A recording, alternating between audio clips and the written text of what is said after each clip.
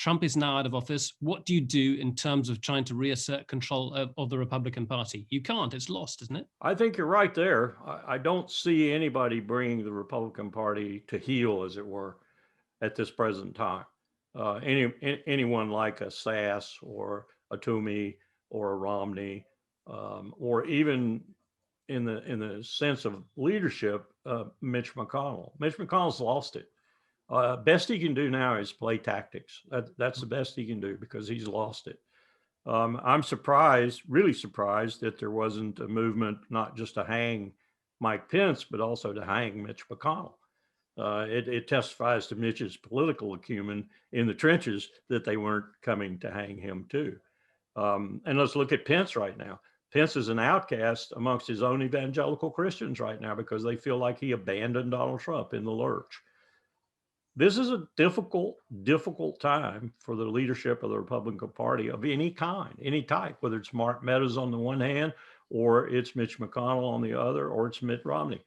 It's a very difficult time. I don't see them holding the party together. I see the party falling apart over the next 10, 15 years. And I see if the now this is a qualified statement because I've never been impressed with the Democratic leadership. They've never missed an opportunity to miss an opportunity, never missed an opportunity to fail. But if the Democratic leadership were astute right now, and I do not mean Chuck Schumer, Nancy Pelosi, and those 80-plus-year-old dudes who are leading the Democratic Party, I mean the real Democratic Party, the Seth Moultons and people like that. If they were astute and they had some control right now and they had leadership and ability, the Republicans would be out of office for the next 30 years. Go back and look at our history. That is not an anomaly. That's not an unheard of thing. You may note that we have just had a major study released in this country that shows that Democratic presidents, basically in all the factors that matter, particularly economic, have been far more successful than Republican presidents.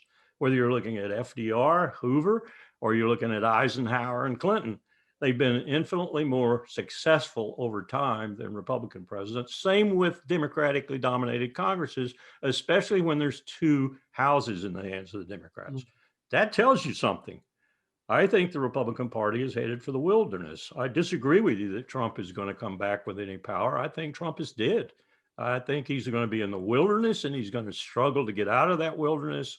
And if the media would just leave him alone and quit giving him, as they have been doing now since 2016, all the notoriety for free, in many cases even paying him, then Trump would go that much faster.